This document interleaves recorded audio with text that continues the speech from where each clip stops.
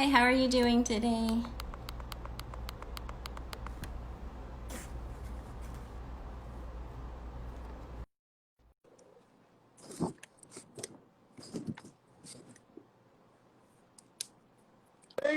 Yes, okay. I'm Hi. How are you doing today?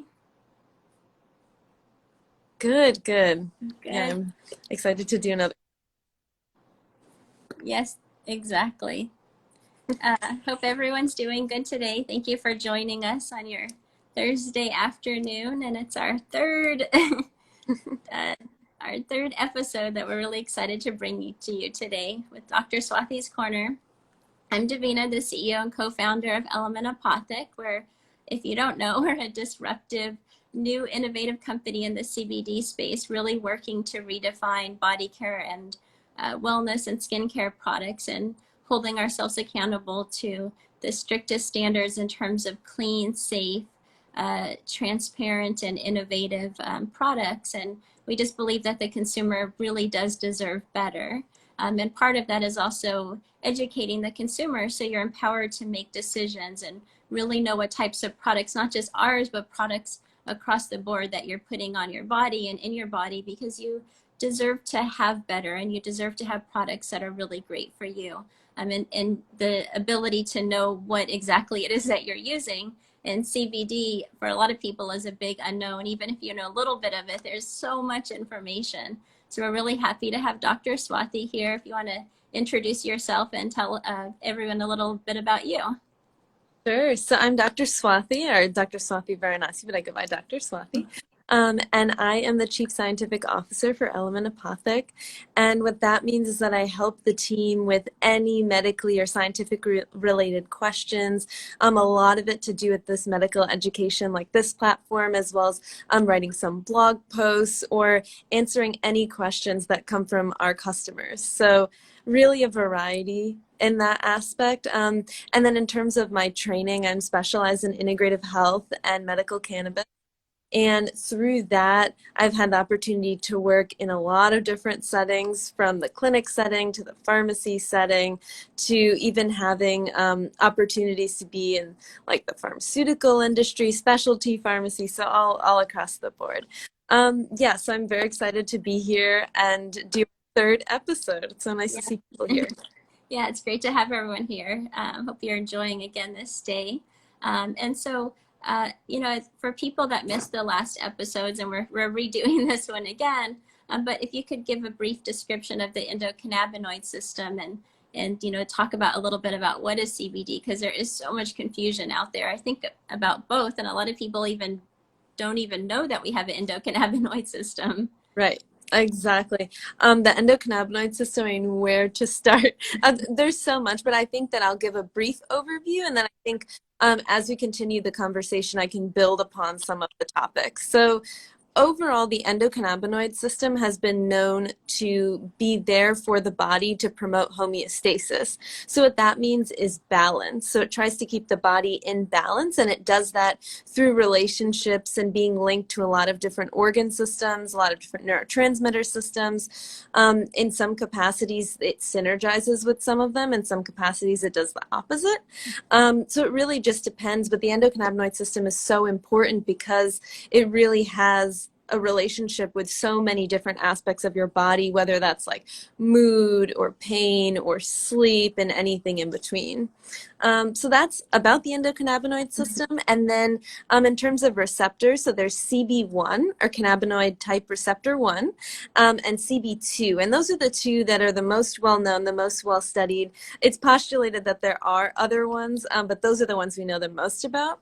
And CB1 is mainly, it's densely concentrated in the central nervous system. So that means like your spinal cord, your brain, that kind of thing. And then in terms of CB2, it's more associated with immune function.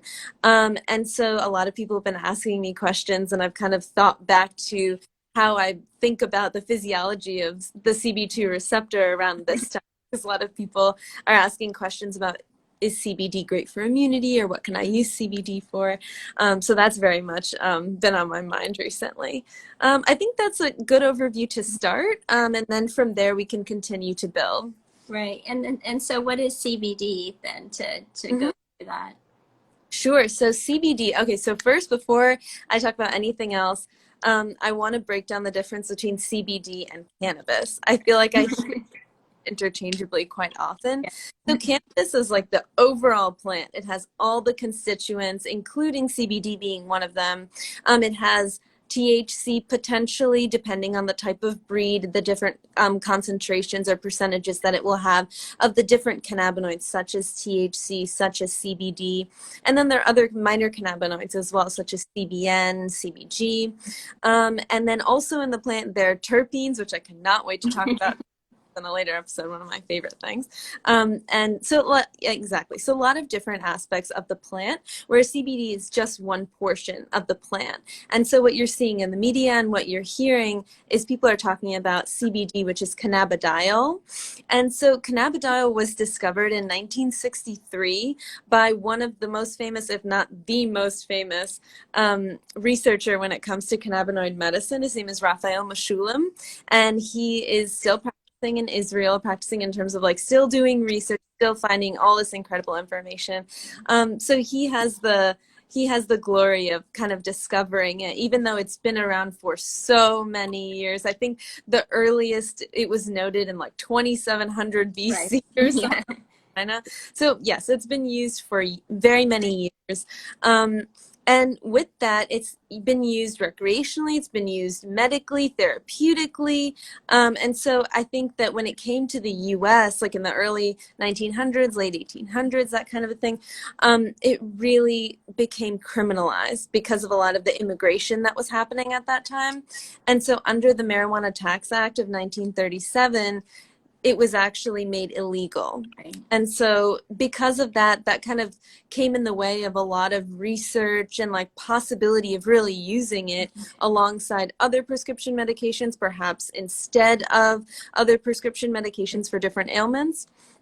And then, but it's very exciting because Farm Bill 2018, that kind of changed the game for the hemp market. And so that legalized industrial hemp.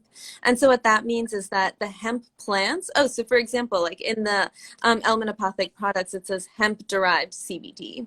And so that means that the CBD is derived from the hemp plant. And the hemp plant means that it has less than 0.3% of THC. And that's like the legal standard that was set by the Farm Bill. So now since the Farm Bill in 2018, when it was passed, there have been so many new companies and new opportunities that have kind of come up through the past few years when it comes to cannabis and hemp. Yeah, it's really amazing. And we actually have a really great blog that talks about the history of hemp on our website. And there's so much information that is actually broken into two parts. As Dr. Swathi said, it's been used, and it's actually interesting. In the early days, even here in the US, there's a video you can find on YouTube called Hemp for Victory. And all of the cells and ropes and things on the early ships in the military were actually based off of hemp. But as you said, it unfortunately became criminalized for both political and racial reasons. But we're so happy that we're here today and being able to finally study it and put it into use. There's so much value, and those are the things that we'll keep educating people on in terms of how helpful it is, and not just CBD, because CBD is the word that everybody thinks about, but there's so many benefits to the hemp plant and other phytocannabinoids. So we're just beginning to be started in terms of the knowledge that we have regarding the plant, which I think is amazing. Mm-hmm. And then with the talk of cannabinoids, I think it's also important to make the distinction between a phytocannabinoid and an endocannabinoid, because I think words are kind of thrown around and but not used. So an endocannabinoid is a cannabinoid that's synthesized by your body on demand. So it's synthesized when the body feels like it needs it. Perhaps the body feels out of balance for whatever reason, perhaps an immunological reason. So cannabinoids will be produced when they are needed, and so that's an endocannabinoid. So that's not CBD and THC, because those are actually derived from the plant, which is a phytocannabinoid, phyto meaning plant. And so those are CBD, THC, some of the other cannabinoids that we mentioned. The endocannabinoids, the two that are most well studied, most often discussed, they're called anandamide and 2 to very, very long term after that dash before it. But what's mainly important is that, 2AG and anandamide are the two that people are talking about in terms of how to relate a lot of the functionality of the endocannabinoid system with these endocannabinoids. Right. Yeah, it's just so fascinating. There's so much information to learn. So Mm-hmm. how does CBD then work in the body, and how does it work with the endocannabinoid system? So a lot of that is still a mystery, which I find fascinating because so much research has been done on like so many different ailments and everything, but when it comes down to it, so I mentioned THC as being one of the other cannabinoids. So to make that distinction, THC we know has a strong affinity for the CB1 receptor. We know that. It also has a certain level of affinity for the CB2 receptor as well. But when it comes to CBD, we know that it modulates the endocannabinoid system, but we don't really know how it works. It's still a mystery. So CBD is like still very much a complete mystery when it comes to like the physiological way that it works in the body. But that being said, we do know about like its metabolism in the body, like its pharmacokinetics. So if we're discussing that, it works with the CYP450 enzyme system. So it's pretty much a huge family of enzymes, and it'll be like CYP, and then there'll be some letters and numbers after that. So like CYP3A4 is the one I feel like is the most notoriously discussed, because that one, about 60, 70%, even more percent of drugs on the market are metabolized by CYP3A4. So that goes to show a lot of the potential drug interactions, and we'll definitely have another episode specifically on drug interactions, just because those are so interesting, and especially when it comes to the studies that have been done to determine whether or not there are drug interactions. So even talking about that is really interesting. So we definitely know that. And then also when it comes to the CYP system is very much concentrated in the liver. And so that's a question that I get is, if I'm taking CBD and I'm taking XYZ drug, is it going to impact my liver? Is it going to impact my kidney? And the answer is we don't, like, it's very patient specific when it comes to what medications they're taking, their diagnoses, their lifestyle choices, their treatment goals, all of that, when it comes to whether it'll impact your liver, because it is metabolized in the liver. Right. However, with the kidney, I'm not worried about the kidney. And for example, a lot of people that are looking at CBD for pain relief, they might be taking acetaminophen or ibuprofen, and those are metabolized by acetaminophen is by the kidney. Acetaminophen is by the liver. So axe that. I mean, ibuprofen, aspirin. So people are ibuprofen and aspirin, those are metabolized more by the kidney. So that would be something if someone was worried about interactions or whether or not they will actually interact. It's not something I would worry about, just because they're simply metabolized in very different parts of the body. Right. Such valuable information. We actually have some questions. Maybe we take a break and answer some questions, and then we'll continue on. So we have someone that has two questions. Is your product okay to use if you're pregnant? And will CBD suppress or increase appetite? Would you like to take the first one? I think we can talk about from studies in terms of being pregnant. It's always good to talk to your doctor and ask before you add any additional things when you're pregnant. I mean, from recent studies and research that I've seen, they actually have seen it to be okay depending on the dosage that you use. But maybe you can answer that question a little bit better. Yeah, sure. I mean, it really, like, when I've gotten that question before and when I've looked into it, it seems like it's very practitioner dependent. Some practitioners are very comfortable with it, others are not. So it's really going to come down to you discussing it with your practitioner. I think the issue in that statement is that a lot of practitioners don't actually have a background or have the education when it comes to the endocannabinoid system, because it's actually not a part of healthcare professional curricula in the US. That's changing. Right. Part of some amazing guest lectures and stuff at some colleges, but apart from that, I mean, it's really not a part of the core curriculum. So if you are asking your primary care provider, it's possible that they don't know anything about it, which is totally okay, because there are practitioners that are doing a lot of telemedicine visits, are questions online, you can always contact me. I always love answering questions like that. So you can always contact us, but then also there are other practitioners online where you can set up those appointments and really go through every single aspect of your lifestyle and every single aspect of what you're looking for, to figure out if potentially CBD is a good option for you. Right. Mm-hmm. Yeah. And I think there was just a recent study, if you want to email us, that I can share with you, who's asking the question, that talked about it in more detail. And they, studied the fetus and then the baby that was born, and there really wasn't any, there was no residual impact at all. But I think it also depends on, is it broad spectrum versus full spectrum, and full spectrum does have that small amount of THC, which is still legal to sell as the hemp, but the broad spectrum actually has, it's not completely 0%, but it's oftentimes it's like 0.002 or something like that. So that's also something to take into consideration as well. And then I think when it comes to that too, they don't, overall, because pregnancy is considered such a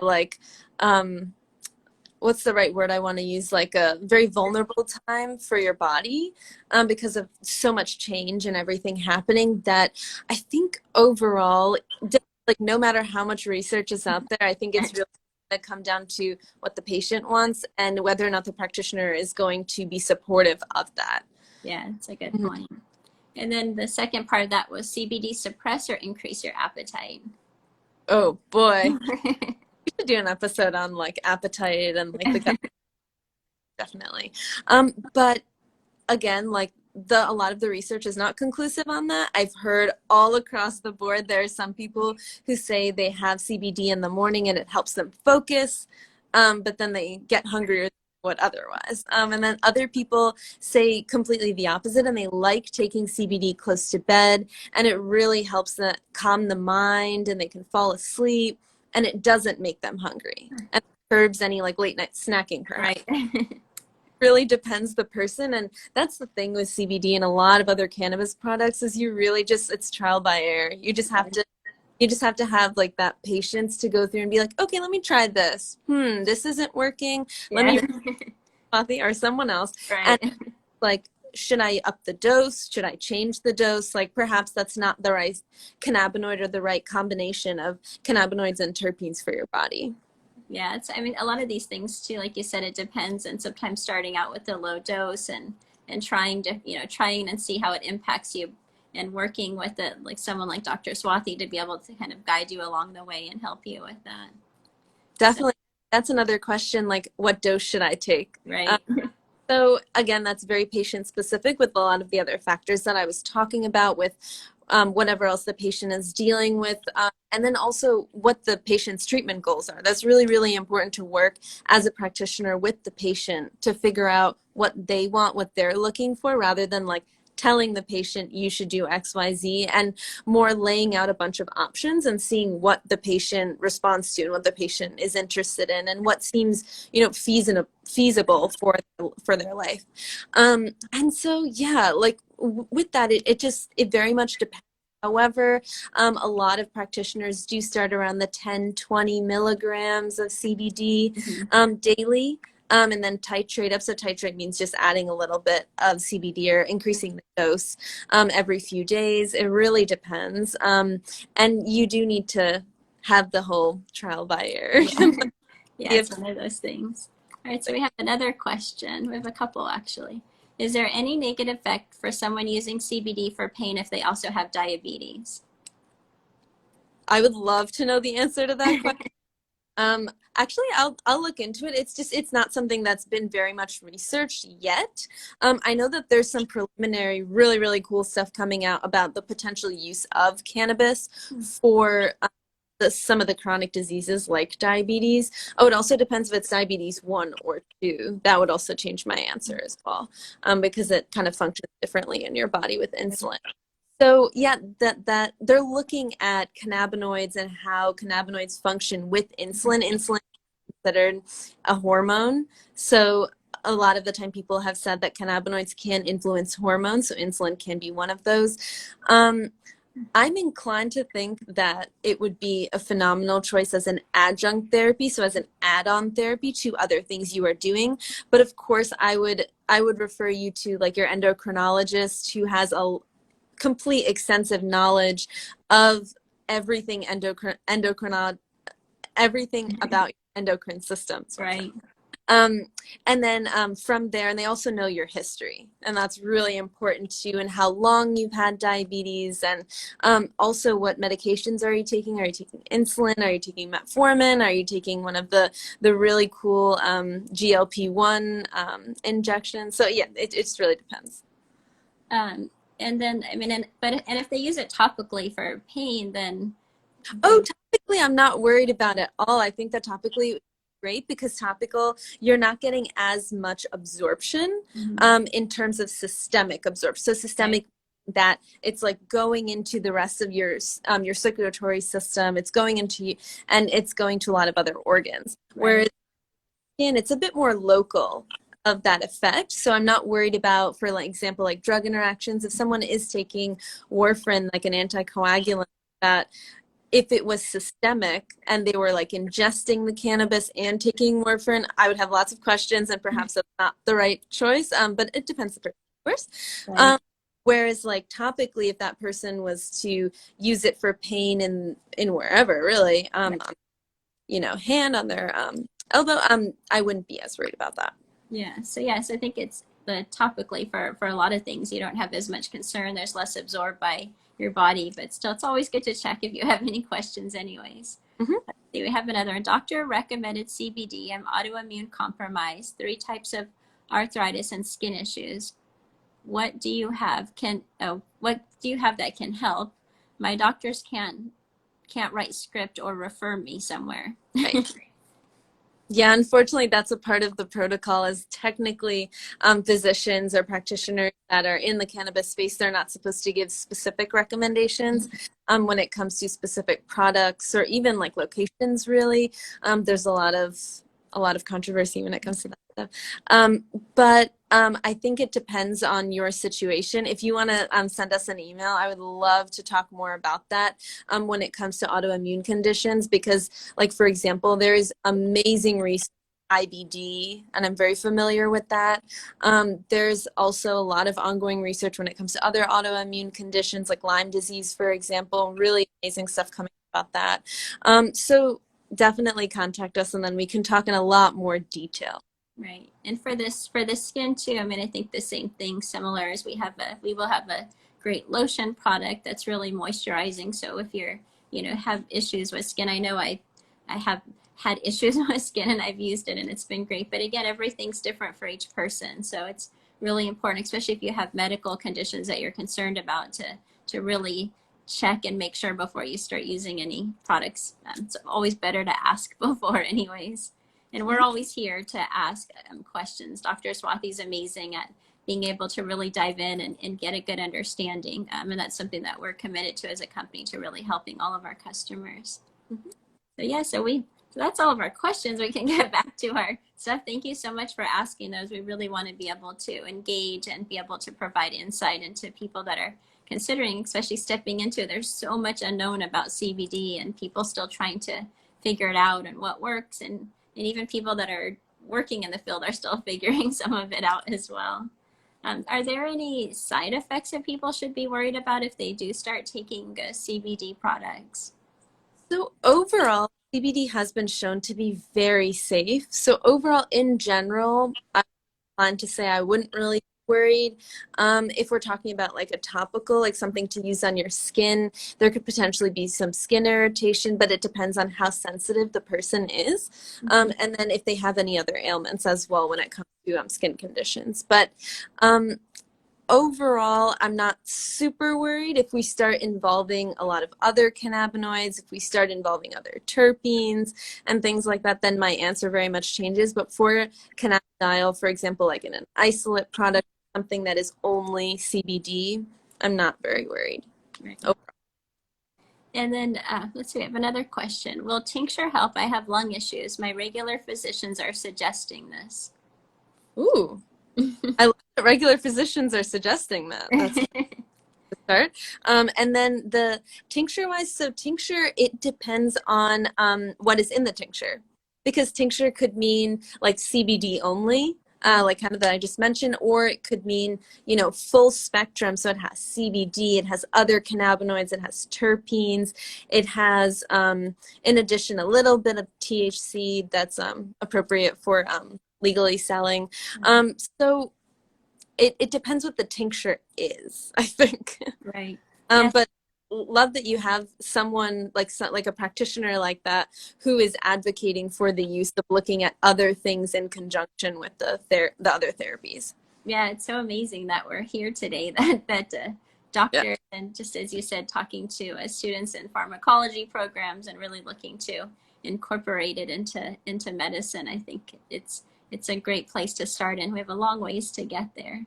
Mm-hmm. Let's see, what did someone say? I can't seem to stay asleep and often have weird, vivid dreams. What products do you have that I can take discreetly, no smoke, and how can I purchase them? Do you want to start with that, Tina? Yeah, I mean, we will have a sleep tincture. We call it a rest, relax, recover tincture. It has CBD and also CBN, which is a cannabinoid that's been studied to improve and help with sleep, as well as some other herbal remedies in there as well. So that's definitely something to try. We're going to have our pre-sale in the next 30 to 45 days. So we're really excited about that. And it definitely is discreet when you take a tincture, and there are additional added benefits and values of taking it and letting your body utilize it while you sleep in terms of body recovery. And I mean, Swathi can go into more details, but from what I understand. And there are different formulations if you want to do something a bit more discreetly. So there are capsules, and I mean, that could just disguise and look like any other capsule. Right. Like there are lots of other ones like edibles potentially that could be discreet. It just looks like you're eating something. And then let's see what else. Oh, some people also like put something topically like around this area, their chest area. Potentially that could help be very like soothing and calming. What else? Oh, some companies have gummies as well, and I've heard people love gummies, so that could be an option too. Yeah, and then with the vivid dreams, I'd be very interested to learn more about that, about why you're having those vivid dreams, because that could be a side effect of one of the medications you're taking. It could be attributed to something else, and that would be something definitely worth diving into prior to starting something like a CBD. Right. Yeah, we also are going to have a calm, cool, collected roller as well, which is, again, something people can put on their temples or their wrist or around their neck. And that's the same thing. It helps relax you and calm you, which oftentimes is one of the biggest problems people have with sleep, is just being able to relax enough to actually fall asleep. But then you can take things that can help you stay asleep once you are asleep a lot longer. Definitely. And then you mentioned CBN. If you guys are looking for a product for sleep, looking for something that has CBN in it can be so beneficial. It's been shown to be very sedating. And so that could be something that could be a really good option. So if someone were to ask me, for example, or I guess you are asking, like sleep formulation, I would definitely recommend something that has CBN if you can find it. It's kind of rare, but if you can find it, and we'll have it. So that's so that's really exciting. It's one of the things that we've really focused on with our product development, is having innovative formulations and looking past CBD, because there are so many other beneficial cannabinoids that have been studied and researched, and looking at how we can combine those to create a better effect, whether it's with CBG or CBN, and we'll go through those in other sessions and talk about what the benefits of each of those are. So having more questions. We like questions. Of putting like botanicals with cannabis and how all of that comes together. I mean, that's, as an integrative health pharmacist, I'm always looking for opportunities to mix modalities and really have that like multimodal approach. I think it's the best for most patients. Right. Let's see. I'm having knee replacement surgery. Does any CBD products help healing? Definitely. I think something topical potentially. Again, you have definitely talk to your surgical team. They might have different preferences or anything specific, and I don't know the details of the surgery. So that would be something very important to bring up with them. That being said, I think that if they do not know the answer, then you can come to a specialist, of course. But I think that whether or not they know the answer, they need to be informed of it. Right. Yeah. Let's see. And the the person that asked about this sleep said that she's been, Mhm. I've been prescribed prescription sleep meds. That is why I ask. I don't want this prescription because I heard it's bad for me. So yeah, that's a good alternative, definitely, to look at things that are more balanced and plant-based remedies as well. And when it comes to sleep too, I think that I don't want to generalize, but I think overall it's so much easier to just give someone a pill and say, hey, take this and you'll sleep. My issue with that though is that a lot of the sleep aids have a high dependency. Like there's a high likelihood, not highly, but there's like a high chance, let's say. There's a high chance that you could become dependent on that and really rely on that every single night. Mm-hmm. And I know some patients that have done that and they've taken it so chronically that over time, when they've tried to stop it, they couldn't fall asleep because their body's so used to having that extra, kick before bed kind of thing. Right.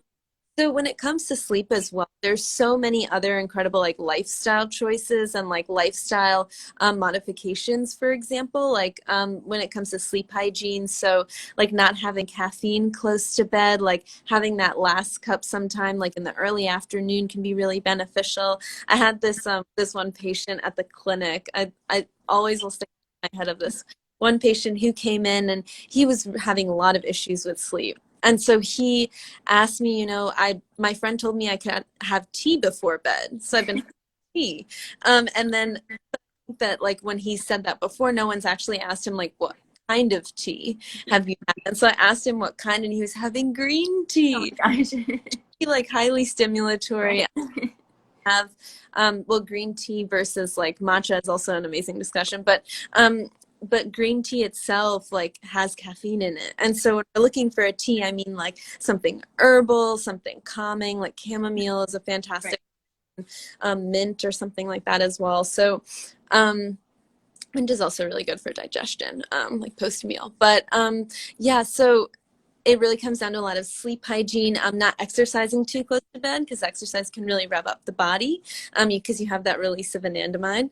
And then also just having some sort of routine that doesn't involve screens. So having like a really good amount of time, like hopefully half an hour to an hour, I think is very reasonable. I think when you look up information on the internet, it says like multiple hours, which I don't think is that reasonable for the average person.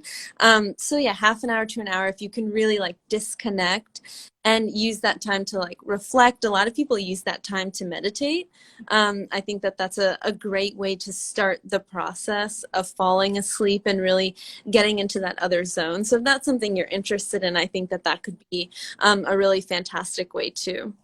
Yeah, that's amazing. It really is so much about just the routine and how you manage. I mean, for so many things, stress and sleep, your body, and other things you can introduce that really make a difference throughout the day. And so much of the day is impacted by what happens overnight is something that I've said before. I've heard other people say that like it seems like sleep isn't important. I know when I was like much younger, I did not value sleep at all. And now like I've gotten older, I've really realized the importance of sleep and how much like getting a full night's rest and really feeling refreshed for the next day, how amazing that can like turn your entire day around. Mm-hmm. She just said, would you guys do an entire Instagram on sleep and elementopathic? Yes, Yeah, we will do that. absolutely. Yeah, and talking about that, because we talked about medications and stuff, one of the questions, one of the things we were going to talk about is, can CBD be taken with any medication and supplements? Yeah, so a lot of the drug interaction studies that I've read, they have been tested like with CBD with extremely high doses, like very, very high doses, hundreds and hundreds of milligrams, like around the doses that the average person is not taking. Right. And so when people get very worried about interactions when it comes to CBD and taking it with other medication because a lot of that knowledge that's like circling around the internet is based off those studies in which some of the people did have, dizziness and nausea and everything, but because they were taking very, very high doses. Right. So overall, not something I'm super worried about when it comes to most prescription medications. That being said, there are a few prescription medications that are kind of a red flag for me. As you guys may or may not know, there's one FDA approved product that's for rare childhood epilepsy. It's for two specific disease states. And so that one is called Epidiolex, and that is a CBD product.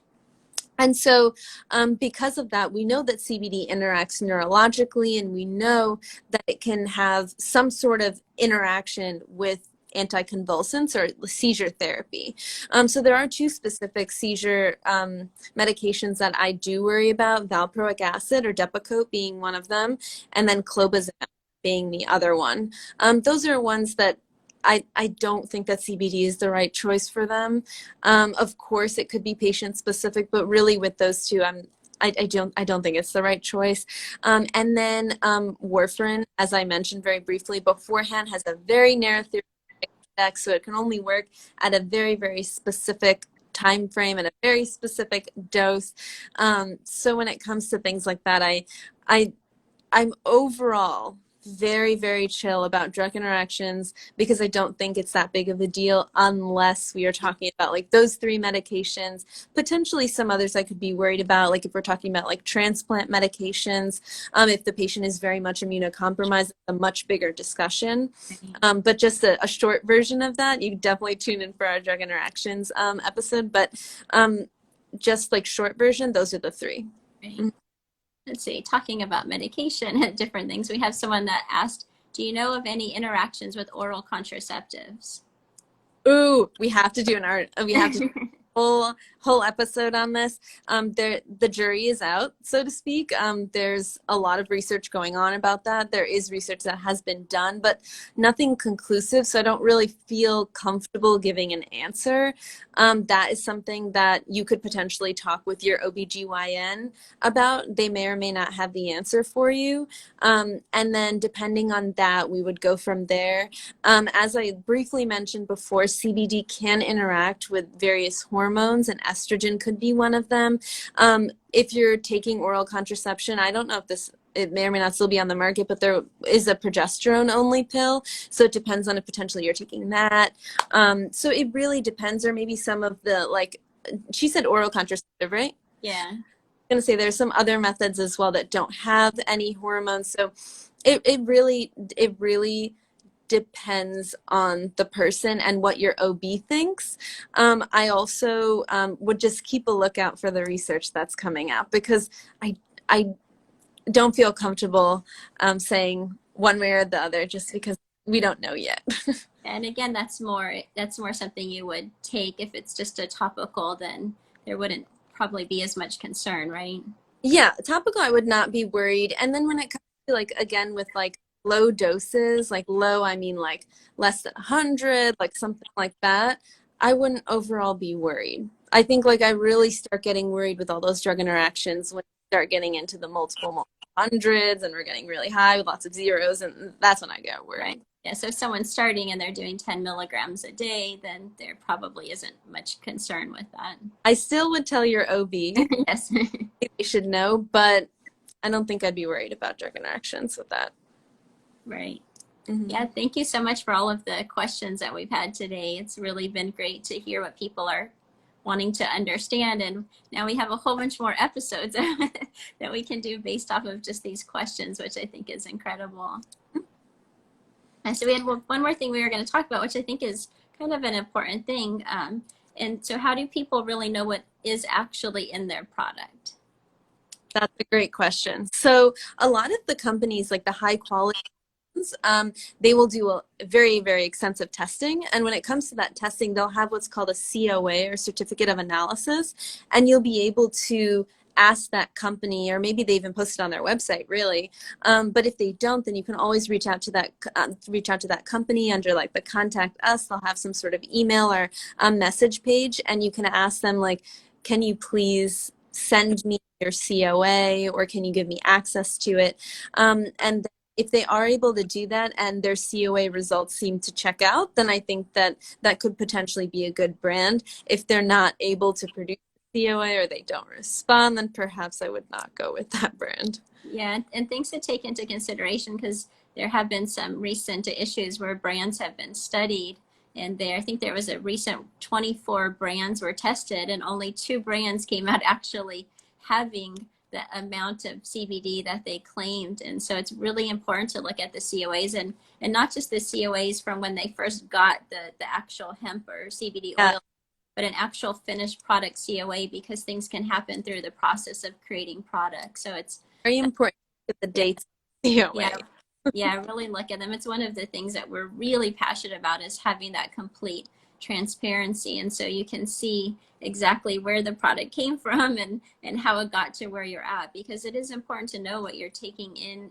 your Yes. body and what you're putting on your body, especially if you are taking other medications, and making sure that you don't have interactions. If you think something CBD, but it has a high THC, value, that could be a problem. Or other cannabinoids too. Right. It's really you just never know unless you really ask those questions. Yeah, and I agree. Whether it's us or another company, it's just really important to look and ask questions if they don't have it available. But a lot of companies are starting to put it on their website, or QR codes that you can scan in and look at the COAs, which is really important. So that's our show for today. Great. Oh, thank you so much for everyone who asked questions, for everyone who tuned in. Of course, we'll save this as an IGTV, so if you want to look back at any of the questions or anything, please let us know. Also, if you rewatch it and you think of another question, then send that to us via message, either Dr. Swathi or Elementopathic, and then we'll write that down and address it in the next episode. Yeah, definitely. Have a great day, and thank you for joining us today. Check out our website, and if you have questions or anything, let us know, and we'll be also starting our pre-sale soon. So stay alert on that information coming out. Alrighty, bye-bye. Bye. Thank you.